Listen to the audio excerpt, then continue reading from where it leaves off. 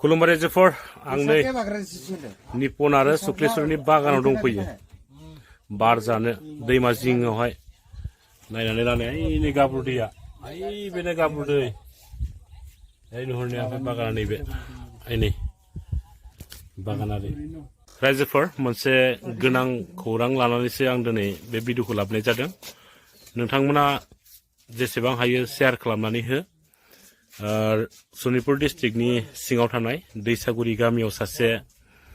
गोदाव सोराव मानसि दंफैयो नोंथांमोना नैबे स्क्रिनाव होनाय भिडिअखौ नायनानै ला बेनो मानसिया सोरजोंबा रायलायदों होननानै बुंदों खिन्थु आंजों रायलायाखै आं सोंदोंमोन आं ससे सुंद' भिडिअ बानायनानै लाबोदों रायजोफोर नोंथांमोना सोरबाफोर जुदि सिनायबायोब्ला बे सुबुंखौ नोंथांमोना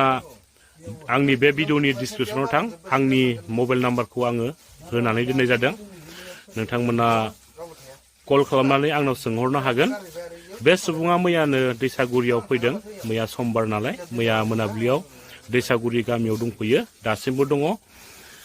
बिनिखायनो आंनि गुरै खावलायनाय रायजोफोर नोंथांमोना सोरबाफोर जुदि सिनायबायोब्ला बे सुबुंखौ थाबैनो लानानै थांफै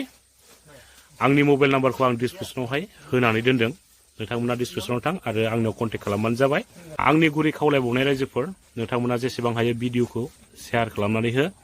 जाहाथे बे सुबुंनि न'खरनि मानसिफ्रा बे भिडिअखौ नुनानै आंजों कन्टेक्ट खालामनानै बे मानसिखौ लांफैयो बिनि थाखायनो आं गुरै खावलायबाय नोंथांमोना जेसेबां हायो भिडिअखौ शेयार खालामनानै हो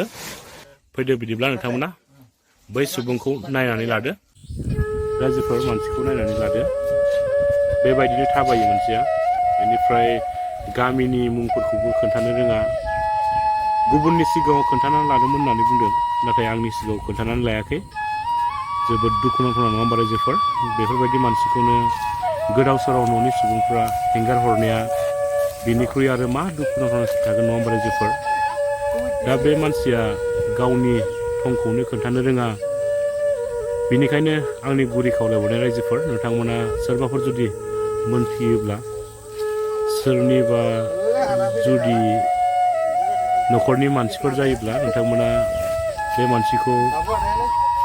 लांफै थाबैनो बिनिखायनो आङो नोंथांमोननिसिम गुरै खावलायहरनाय थाबाय रायजोफोर दिनैनि आपडेटआबो बेखिनियानोसै